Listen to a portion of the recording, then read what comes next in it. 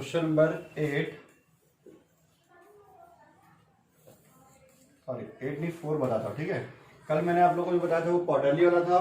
ठीक है, क्वार्टरली मतलब 3 गुना जो था ना। आज मैं आपको 8 नंबर वाला फोर्थ नंबर बताता हूँ जिसमें हाफ ईयरली है। ठीक है, कंपाउंड इंटरेस्ट फाइंड करने बोला है, गिवन उसमें इंटरेस्ट दिया हुआ है, प्रिंसिपल अमाउंट दिया P, R दिया रेट ऑफ इंटरेस्ट। ठीक है, और टाइम दिया है N दिया है 1.5 ईयर्स। ठीक है, P दिया हमारा 4,000 रुपीज, 4,000 रुपीज। और ये दिया हमारा 10% पर एनम। ठीक है, प्रति वर्ष। 2 1 2 और 1 इसको मल्टीप्लाई करते हैं। 2 1 2 और ये 1 हो जाएगा हमारा 3/2 ईयर। ठीक है, 3/2 ईयर्स हो गया हमारा। ठीक है, अब हमारा फॉर्मूला है इफ इंटरेस्ट पेबल या ड्यू हाफ ईयरली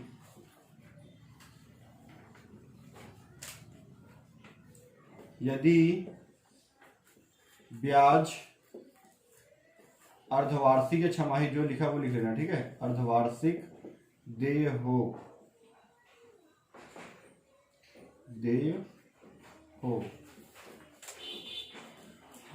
तब हमारा A इक्वल टू फॉर्मूला होता है। अर्धवार्षिक में क्या होता है, एक साल में 2 हाफ ईयरली होता है ना। 6 मंथ टोटल हो जाता है हमारा 1 ईयर कंप्लीट। ठीक है, तो उसके हिसाब से हमारा P1 + R divide by 100 to the power n था। यहाँ पे लग जाता है 2 और यहाँ पे लग जाता है 2। क्यों? क्योंकि यहाँ पे हाफ ईयरली है।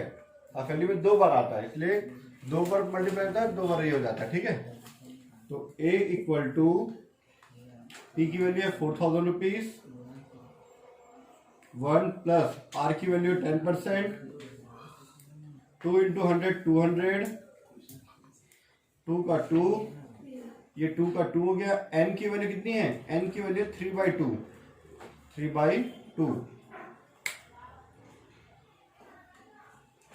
A इक्वल टू 4,000 रुपीज, 1 का 1, 100 को 10 को मैं 200 से डिवाइड कर दो 0.05 आएगा। मेरा प्रैक्टिस है, आप लोग टेबल से डिवाइड कर लेना। ठीक है, 2 से 2 का दिया तो ये 3। A इक्वल टू 4,000 रुपीज,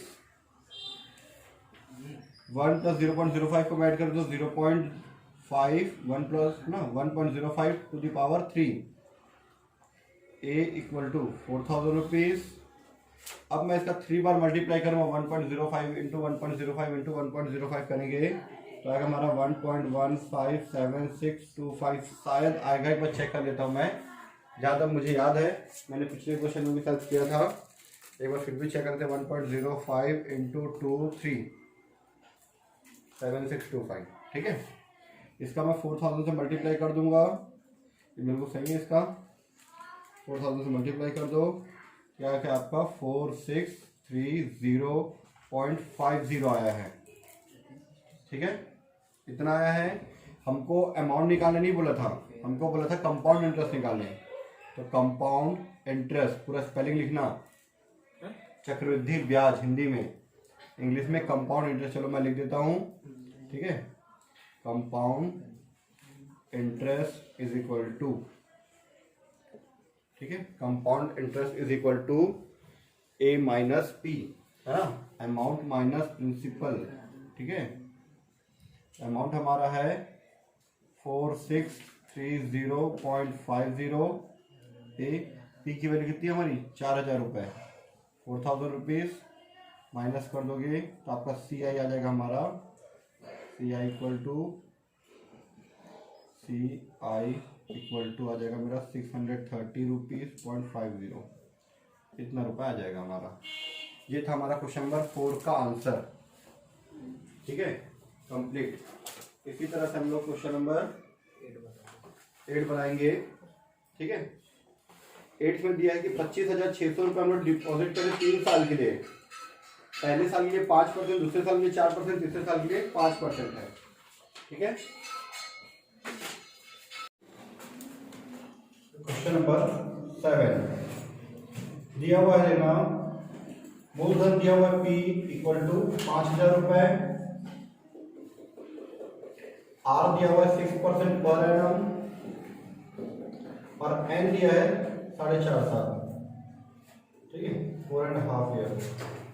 तो इसको 4 टू 8, 4 दूनी 8 और 1 9/2 कर देते हैं, 9/2 वर्ष, ठीक है। ये हो गया हमारा 5,000, 6%, 4,500। यदि ब्याज की गणना अर्धवार्षिक की जाती हो, ठीक है, तो याद करने की जरूरत नहीं, जो क्वेश्चन में लिखा वही लिख देना हिंदी में। यदि ब्याज की गणना अर्धवार्षिक की जाती हो, अर्धवार्षिक की जाती हो, ठीक है। If interest payable half yearly,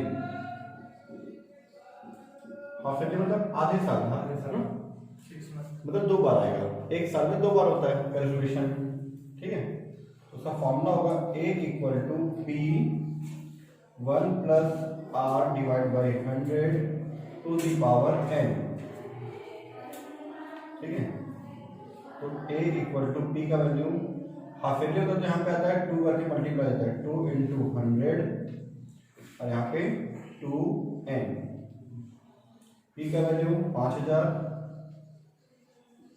1 plus R का वैल्यू 6%, 6 और 2/100 का लिखा जाएगा 200,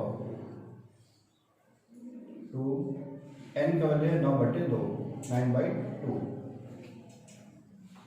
A इक्वल टू 5,000, 1 प्लस 6 को 200 से डिवाइड करते 0.03 आएगा, ठीक है।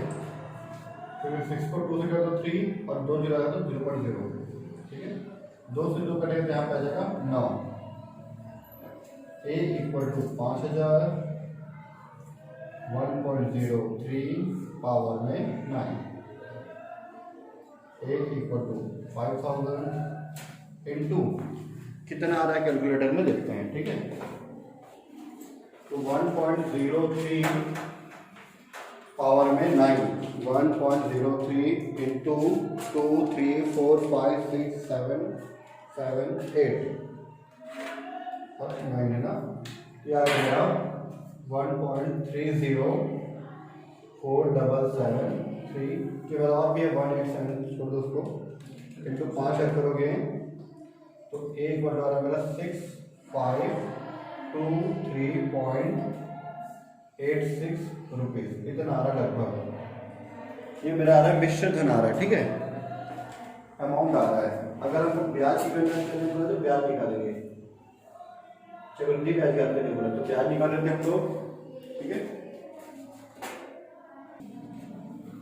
क्या आ जाएगा मेरा, ठीक है, ये मेरा था अमाउंट A इक्वल टू, मैं कंपाउंड इंटरेस्ट निकाल लेता हूँ, चक्रवृद्धि ब्याज हिंदी में लिख सकते हो, compound interest equal to A minus B 6,523 रुपये 86 पैसे माइनस 5,000 रुपये, 5,000 रुपये लगाए थे, इतना हमको मिला, मतलब कितना ब्याज मिला, 1,523 रुपये 86 पैसे, इतना ब्याज को मिला लगभग, अप्रॉक्स लिखना था यहाँ पर नहीं इसमें, क्योंकि यहाँ पे हम दशमलव को हटाए थे ना, फिर लगभग इतना रुपए हमको मिला था, इतना रुपए हमारा ब्याज का बना, ठीक है। ये क्वेश्चन नंबर 7 हमारा कंप्लीट,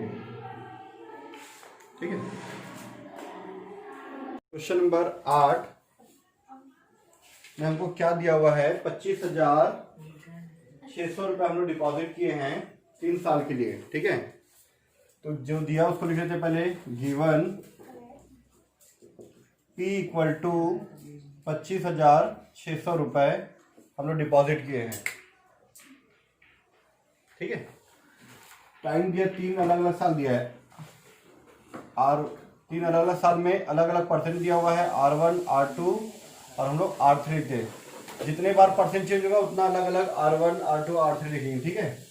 तो पहले साल के लिए 5% दिया है, पहले साल मतलब N1 हमारा पास, ये 5% कितने साल के लिए था, 1 साल के लिए, ठीक है, N2।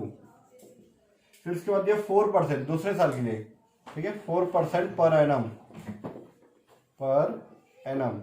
ये जो 4% वो भी कितने साल के लिए है? 1 साल के लिए, तो 1 ईयर, ठीक है। फिर R3 इक्वल टू N3।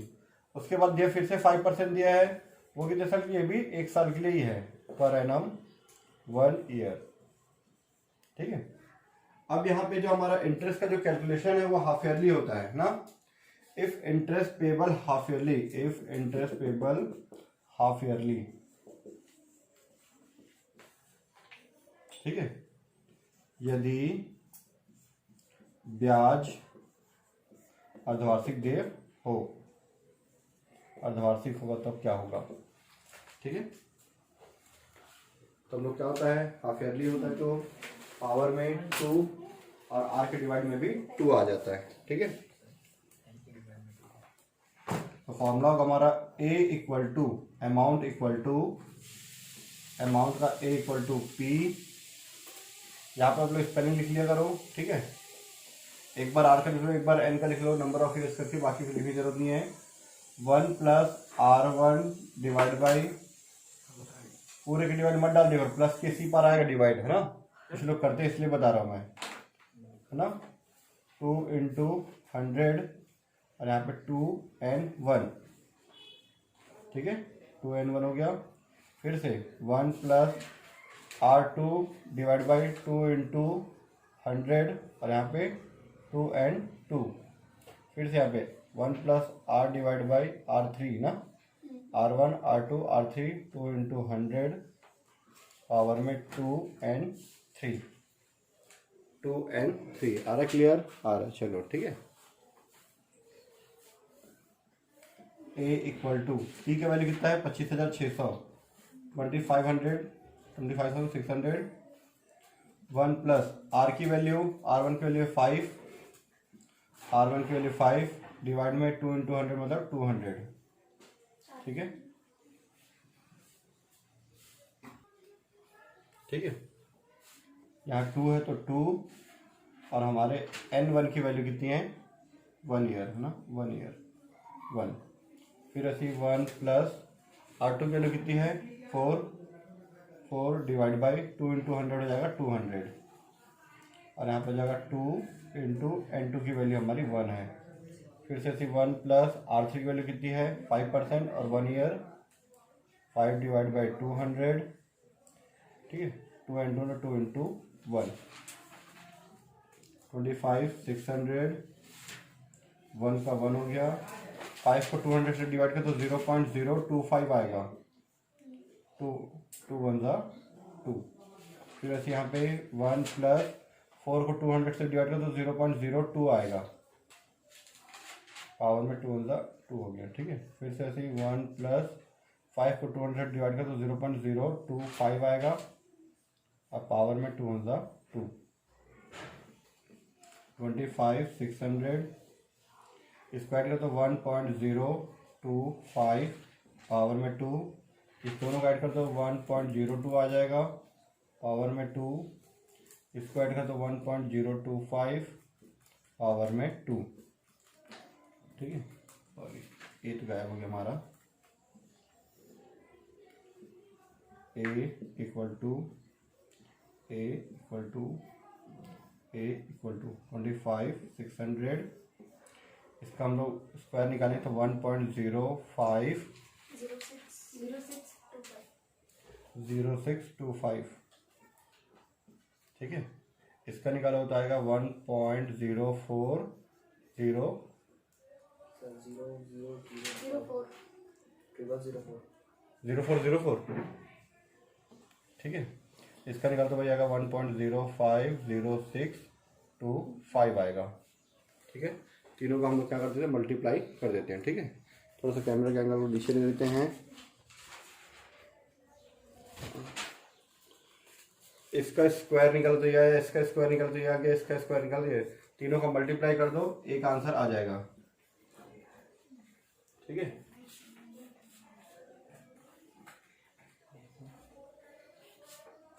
यार था हमारा 29,399 जो भी दिया हुआ उसको 2 डिजिट लिख के अप्रॉक्स लिख दो, ठीक है। लगभग इतना रुपए आ रहा है आंसर।